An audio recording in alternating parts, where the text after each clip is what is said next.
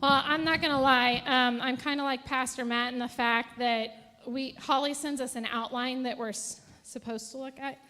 And every Sunday and every service, because they do the service outline. And this probably was obviously on there. And she asked me, she said, do you mind if we do a third song? And I said, yeah, absolutely. That's great. You know, you and Kayla are doing an extra song. Well, I'll send songs a lot of times and be like, if you have time, if you have time. So I was in the back getting prepared, and I heard this song, and I was like, oh, they're doing it. They're doing my song. So if you take anything away from today, even know that you have so much power as a woman and what your prayers can do. So if you feel like you can't do anything or you don't know what you're supposed to be doing at all, just start praying. Your praying will move mountains. You have no idea.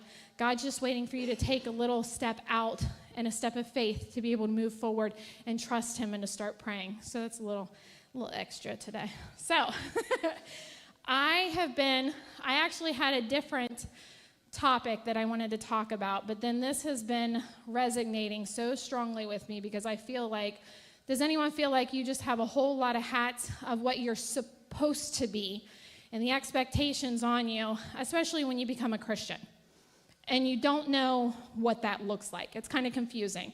I've been privileged to be able to grow up in church and kind of being able to walk this walk and know to do the right thing, but sometimes what is the right thing? What's the godly thing to do? And then when you start your journey and you're walking, you get a little bit older, you start hearing about the idea of the Proverbs 31 woman and the godly woman. Well, gosh, who is she? What have we heard about her? What things does she do? What things does she not do?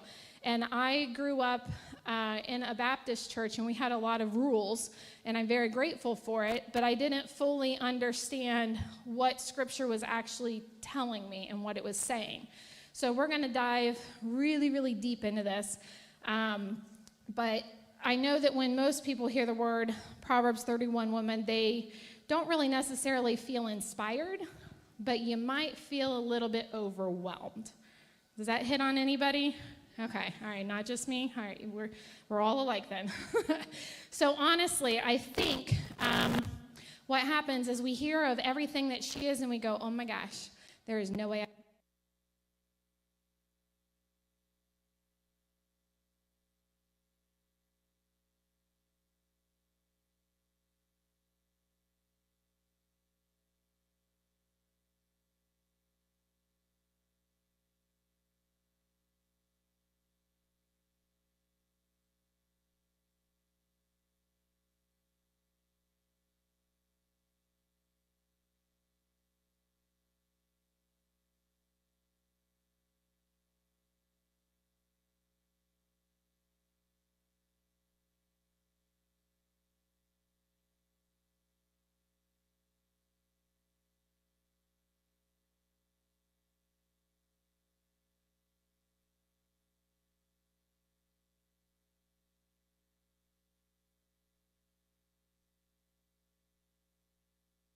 checklist that's written to women that says you need to be all these things. It's never meant to be pressure, but what it was supposed to be, it was supposed to be a picture and kind of a roadmap of where you can go and what you can be. So I know I had put out, and a lot of people are like, oh, I had no idea that you said that. I asked for questions that you had about this chapter, and I didn't get any. So I kind of, I'm pretty sure no one paid attention. So if there are other questions after, then maybe we'll do another session, but I'm going to try to hit on everything that I have thought of or that might think of different types of myths and address them. So point number 1 is talking about her identity. So the myth is that she is valuable because of what she does. Okay, so looking at Proverbs 31:10, we're going to debunk this, I guess you could say. So, but I'm going to ask you this question first. How many of us identify with who we are because of what hat we're wearing in that moment? I identify as Pastor Matt's wife and a preacher right now because I have a mic and I'm on stage, so I'm a speaker. But when I go home this afternoon and take care of Raylan, the hat that I have on is Mimi. Or when I'm with my kids this afternoon for prom pictures, I'm mom. We put our identity in who we are at that moment. Does that make sense? I think we all kind of do that. And we put our value in that. So maybe if we don't have children, we feel like we're missing that piece because we don't have that hat to put on. Or if we don't have a career, we feel like we can't identify because we don't have that piece. And we feel like we're not worthy or that we're missing something. So the truth is that a Proverbs 31 woman is valuable before she even does anything.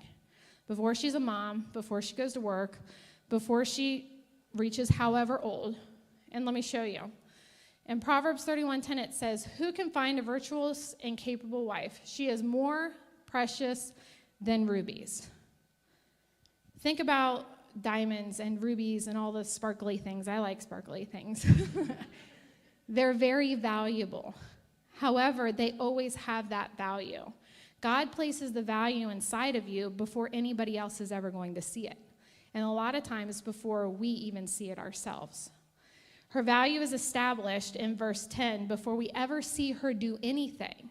So if you read through chapter 31, it's not a super long chapter and it's the last chapter in Proverbs. I encourage you to read the whole thing. But before the mother starts talking and telling about what she does, she establishes the value in her before we start to see what she does. So some of you have tied your identity to what you've accomplished, how you show up, or how others see you. But God says that your worth was set before you ever proved anything. You don't have to earn your worth. You just have to walk it out. God gave you all of your skills, all of your talents, all of your abilities before you were ever even born to be able to walk it out. He knew how valuable you were. You just have to trust him and start walking it out. So, she is valuable before she does anything. So y'all are valuable. Say, I'm valuable. All right, we ready for number 2? All right, let's talk about the season. This is a biggie because I always thought this when I read this chapter, and this is why we get overwhelmed with hearing about the Proverbs 31 woman or being a virtuous woman, is because the myth is that she does everything all at once. Anybody else go, guilty? Yeah? Okay. The truth is, she lived a full life across every season that she was in. And I think this is where, and I've talked about it in many, many different encounters that we've done, this is where comparison comes in and robs you of the season that you're in. So if you have different friends, I'll just put it out there, 41, perimenopause, kids graduating, grandma, all of these situations that I'm in right now, there are other individuals that I graduated with, they just had kids. I'm like, oh no. That is not, been there, done that, don't want to do it again, okay? I could look at their season that they're in right now. They had the time to build their career. They had the time to do all of these different things, and now they're having their kids. But then you get the people that have had their children, and they're graduating, and now you can maybe move forward and do different things in a career and do different, and there's that comparison thing that you go, well, I wish I was here, but they're saying, well, I wish I was there, okay? So you have to be aware of what season that you're in and be able to walk in that season and know that everything that you're doing, that there is a time for where you're at. So if you look at Ecclesiastes 3:1, if you'll throw that up there real quick. For everything there is a season, a time for every activity under heaven. We all are going through different seasons, and I like to look at it like chapters in a book, and we all have different chapters. So every season is like a book, and sometimes, really long books, short books, like just different seasons that we go through. And think about it, when you have one season, when that door closes, when that chapter, put the book down, open the new one, start writing the new chapter. What happens is comparison steals away because someone else is in book number 12, chapter 5, and you're in book 6, chapter 9. They've written all these other books and stories, and they've gone through all these other seasons in life, and we don't know what they've gone through to get to where they're at now. So you have to be mindful of what season that you're in and know that you're not going to be able to do everything in this season. I hate the phrase of saying that there's like a work-life balance. Nah, man. Does not exist. When I do well in my work is awesome. But I'll tell you what suffers: my family, the house, meal prepping, laundry, But work is great. And then when I'm working on all the other things, we got great meals, great relationships, everything's happening. But guess what? There's no business coming in. You're not going to be 100% in everything 100% of the time. That's why you need to know and understand what season that you're in, because then you can be 100% in that season that God has called you to be. Maybe you've got littles at home right now. Guess what? 100% where you need to be showing up 100% is for those littles right now. Or your kids are graduating. You need to be there 100% for them to be able to help them figure things out. Or maybe you're in the season where you just got a promotion, or you're focusing on work, or you're going back to work. That's where you need to put in 100%. You're never going to be this even. It doesn't exist. So hopefully you're good with that, or get mad at me, whatever, prove me wrong. Please prove me wrong. You will make a lot of money in life. So as we read Proverbs 31, as we're reading it, don't read it and look at it like it's a 24-hour day, because it's not. It's a full life. She's explaining to him, you want to find this woman that has the capability of doing these things, and this is going to be the full life. This is going to be 40, 50, 60, 70 years, not a 24-hour time period. You don't have to do it all in 24 hours. And I'm talking to myself. I get called out all the time, like, you need to ask for help. So I guess what you need to do right now, if you're like, okay, that sounds all great and fine, and I do this a lot, is I've got all of these different hats that I wear, but I need to prioritize. I need to ask God, what season am I in right now? You need to identify what season that you're in. Some of you are going to be in a building season right now, whether it be starting a business, going back to work, doing different things when it comes to business. Others of you are in a healing season. That means you got to be still. That means you're not busy. Busy is not productive. And this is for someone. This is a God thing.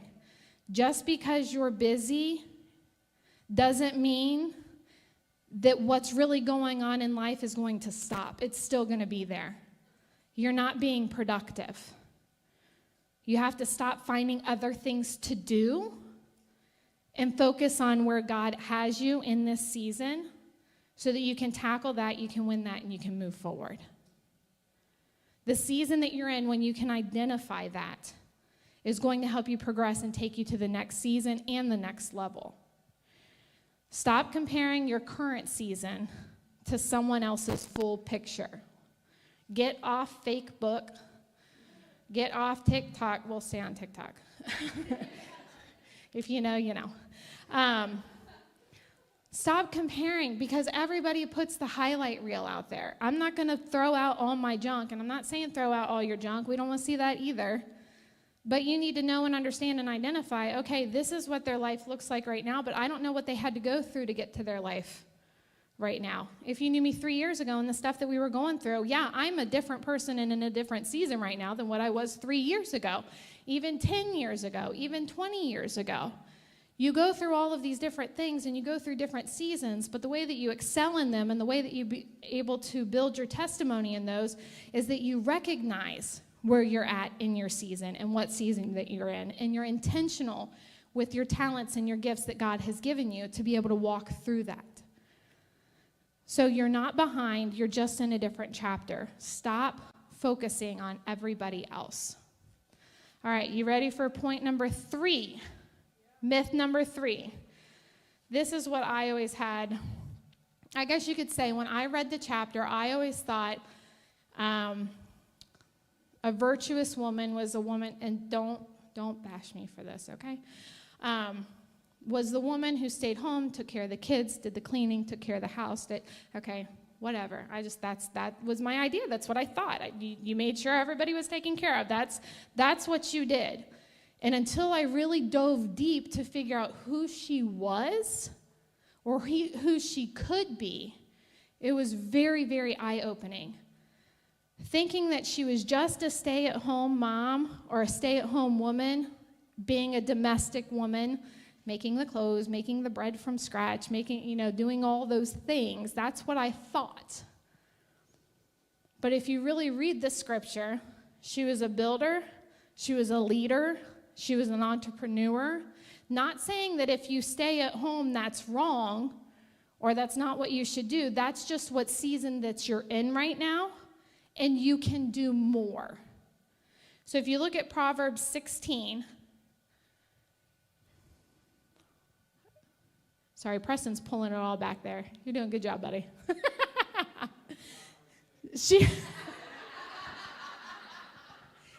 It's a young thing.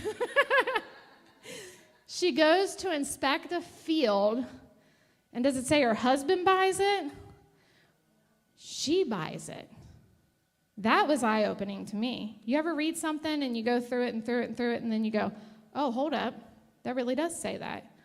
With her earnings, not her husband's, her earnings, and she plants a vineyard. So she went, she bought it, she paid for it, and now she has a business with a vineyard. How cool is that? I don't know, maybe I'm the only one that didn't fully read it. Let's look at 24. She makes belted linen garments and sashes to sell to the merchants. So she makes things, and she sells them too. She is a businesswoman. I don't know why all this time. I just thought she was a Susie homemaker sitting there making bread and making sure, hubby and kids are taken care of. That's not what scripture. Hopefully this is freeing to someone, because it really was for me, especially with the season that I'm in right now. This woman is making money, she's making decisions, and she's managing resources.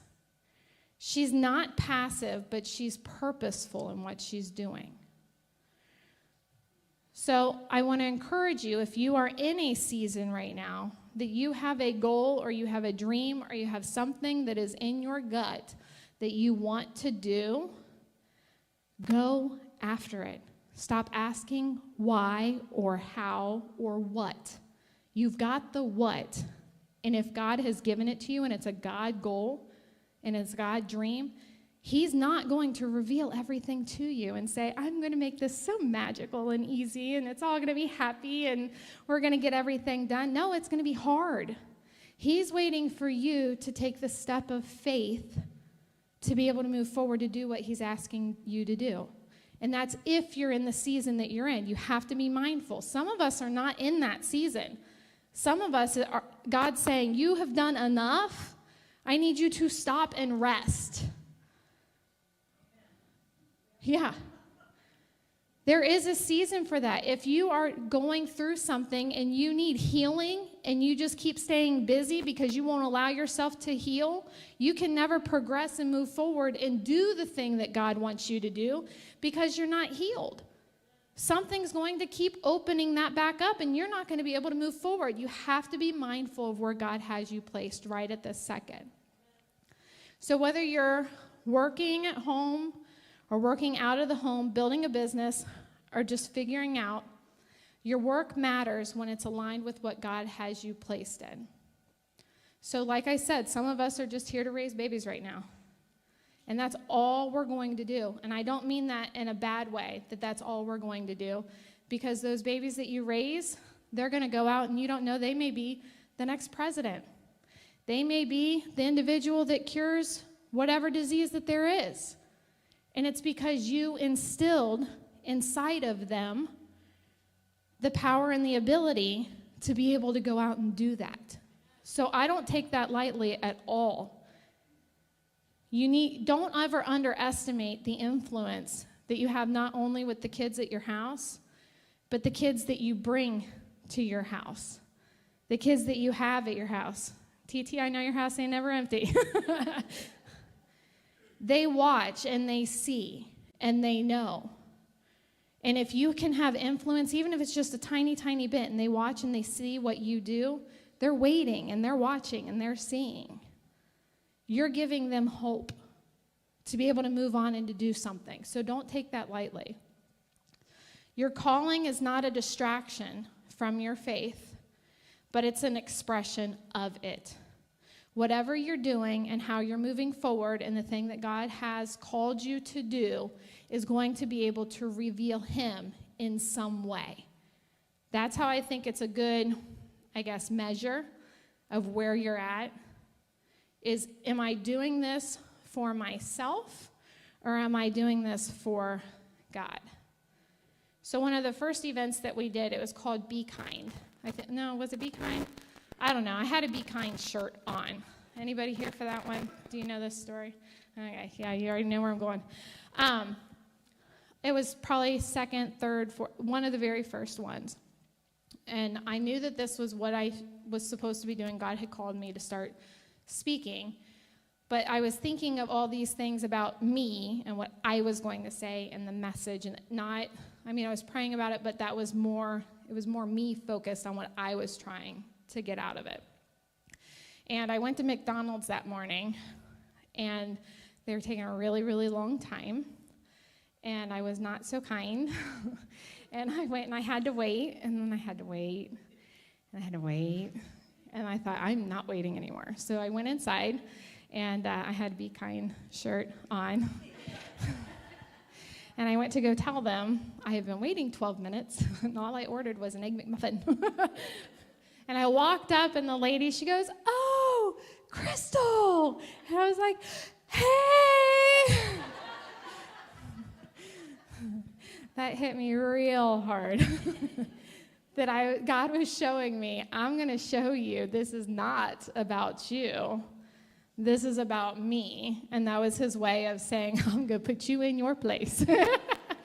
And I looked down and my shirt said, Be Kind. I was like, all right, I got it.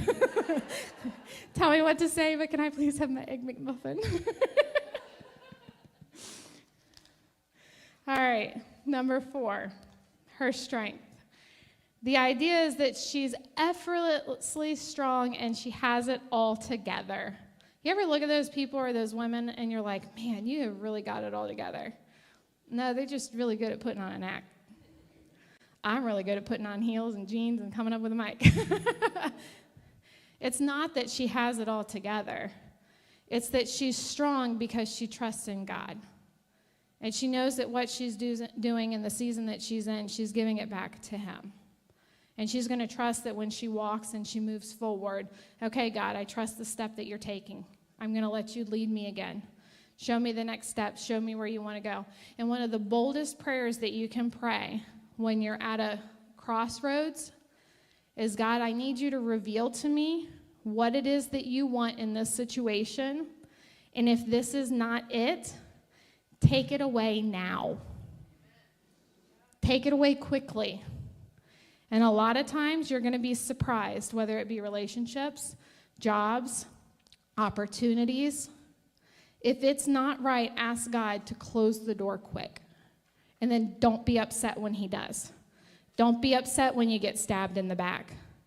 Don't get upset when, I don't know, there's a lot of things that can happen you can get upset about. I'm not going to go into detail. But don't get upset when that happens because God wants you to go in a different direction. And you have to trust that. So if you look at verse 25 in Proverbs, she is clothed with strength and dignity, and she laughs without fear of the future. How many have anxiety? Yep, we all do. You know why? Because we are relying on ourselves to be able to get it done. Now, there are real challenges. There are real anxiety. There is real mental health challenges. I get that 100%. I'm not putting that down at all. However, a lot of things that we worry about, fear is false evidence appearing real. We go through, acknowledge what the worst case scenario could be. Because let's be honest, the worst case scenario, how many times, look back in your life at the worst day of your life, was it really as bad as you thought it was going to be? Some of us, it may have been. Yeah, some of us, it may have been. But a lot of times when we have anxiety, the reason we have anxiety is because we're fearful of what is coming down the road. And if we're fearful of what is coming down the road, it's because we have our hands in it too much and we're trying to keep control of it. Here's a good check. You want to know if you've submitted your life fully to God? Look and see where you have the most anxiety. That's where you're not submitted. If you're fearful of what your kids are doing and where they're going and what's happening, now still be on them, like Life 360, know what's going on in their lives. But if that's your fear and that's where all your anxiety is coming from, it's because you haven't fully submitted them to God and say, God, they're yours. I know you're going to take care of them. I know you're going to walk them through the thing. I know you're going to make sure they're taken care of. Maybe it's your finances. Maybe you're always stressed out about money. I know that's a thing. I was a single mom too. I'm married to Pastor Matt. We pastor all y'all. I get it. Financial stress. What you need to do is hand it over. God, I don't know how I'm going to pay this. I don't know where the money is going to come from. But I know that you're going to make sure that I have the opportunities to be able to pay this or to be able to take care of this. I can't tell you the amount of times. So look at where your anxiety is at and submit that area. It doesn't mean sit and wait for him to fix it.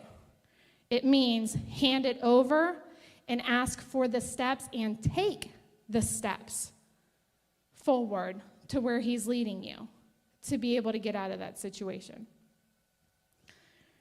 So some of you think that you're not strong because you're tired. Anyone tired? Mm-hmm. But the strength is not the absence of the struggle. It's what you do inside of the struggle. It's never what happens to you. It's the response that you have to it. Because people are crazy.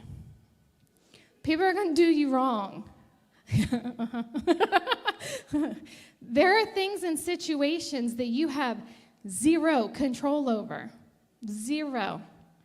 And it's bad. Some of the stuff that you ladies have been through, I can't even imagine. Don't want to imagine.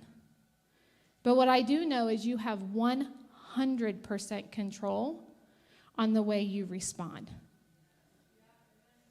And sometimes that response is to be still and wait. I've got this rule. And anybody that knows me knows my rule, and Pastor Matt can't stand it a lot of the times. But my rule is the 24-hour rule. Meaning if there's a situation or something comes up and I'm all in my feelings and I'm going to say something that I know I can't take back or react a certain way, I wait 24 hours and I see if I feel the same way. If I feel the same way, guess what's happened? My emotions have died down a little bit because you're not in that full moment. And then you can react the way that you need to react. Now, some situations you have to address immediately. That doesn't work in every situation. Probably 99% of the time when there's a communication issue, if you would have taken 24 hours or at least 24 minutes, you would have responded probably a little differently, and the situation may have gone a little differently. Probably 100% of the time would have gone better. So knowing that in your struggle and the things that are happening, that's where your strength is developed. Have you all heard the diamond analogy? The pressure, in order to make a diamond, you got to rock and you got to add all the pressure, bam, you get the diamond. I mean, I don't know the whole scientific thing. That's probably not bam, and there it is. But You get the point. You have to have the pressure. You got to go through the thing. You cannot end up in the season and have the potential and be able to walk out the purpose that you're supposed to be in your life if you don't go through some type of struggle. It will not happen. That's oftentimes where you reveal. I mean, Pastor Matt's preaching about it right now for the last 3 weeks, finding purpose in your pain. A lot of times we walk around and we go, I don't know what I'm supposed to do. Figure out what you went through and make sure that nobody else goes through it. There you go, purpose identified. That's what you have to do. That's where your strength comes from. Because if you get strength and you can help somebody else not go through it or be able to get through it, that's why you went through it. Now you're stronger. You're able to walk that out. You don't have to feel strong to walk and be strong. Your feelings are going to lie to you. Pastor Matt says all the time. Your feelings are big old liars. All right, number 5. We ready? All right, her foundation. The myth is that she is praised for everything that she does. Well, yeah, we know that's not right. If we look at 31:30, here we go, your favorite. Charm is deceptive and beauty does not last. But a woman who fears the Lord will be greatly praised. Charm is deceptive. We can be charmful. We can be kind. Let's be honest. It depends on what group of people you're with, and that determines how you act. Yeah, I know. Let's put it this way. It depends on who your children are around, and that determines how they act around certain people. Charm is deceptive. We can be one way around certain individuals. It just means that we can change depending on what situation that we're in. And beauty doesn't last. It doesn't last forever. It changes. I think it gets better. But it changes. It constantly evolves. But a woman who fears the Lord will be greatly praised. This is something to identify and that I think continues to get stronger. If you see a confident woman and you know that they believe in Christ, they know that he's got her back. That's why she can stand strong. Because she knows who's made her path, why she's there, what she's doing. So this verse explains every other verse, and everything that she does flows from this. Her life is not built on performance, but it's built on a relationship with God. When you have that as your foundation, you build everything up from that. Now, I'm not a builder, and you really don't want me to build, but what I do know is that a house has to have a foundation, right? Okay. I mean, I do mortgages, and if you got a faulty foundation, I ain't giving you no money. We ain't gonna finance that house. Nope. You have to have a firm foundation. That's your relationship with Christ. When you start off there, he starts giving you the tools and the material to build up from there. But if you have a foundation that's got cracks and that's faulty, or maybe you have no foundation at all, it's going to crumble. It just takes a matter of time. You look at anybody, I don't know if anybody's like me, where you look and you see individuals that you know do not profess Christ, maybe like they do everything against it, but they are so stinking successful. You ever look and see those people and go, all right, God, I got a problem with this. Help me with this, because I got a real problem. I'm doing what I'm supposed to do, and they are not, but they look blessed, and I am not. That's the comparison. I don't know, since I'm taking longer and I'm building my foundation right now, in the season that I'm in, and the book, the chapter that I'm in, they look like they're so much further along and have so much more success, but guess what? If they don't have a strong foundation, I don't know when their house is going to crumble. Focus on that. And again, it's comparison. Comparison every single time will kill the dream and the situation that you're in right now. It will steal your peace. So when God is your foundation, everything else is going to find its place. So I want to leave you with this. The Proverbs 31 woman is not a woman that you become overnight. She's a woman that you grow into. It's not a 24-hour day. It's a lifestyle. The truth is, you may already be walking out parts in her season, not perfectly, but through faith. So instead of asking, how do I become her? God, how do I become this woman? How do I become this virtuous woman? I want you to start asking, God, what are you forming in me right now? What season am I in right now? Show me what season I'm in. Because she's not someone that you chase. She's someone that God is forming inside of you. So the more that you walk with God and develop that relationship, the more you'll start to recognize the things about the Proverbs 31 woman that are already inside of you.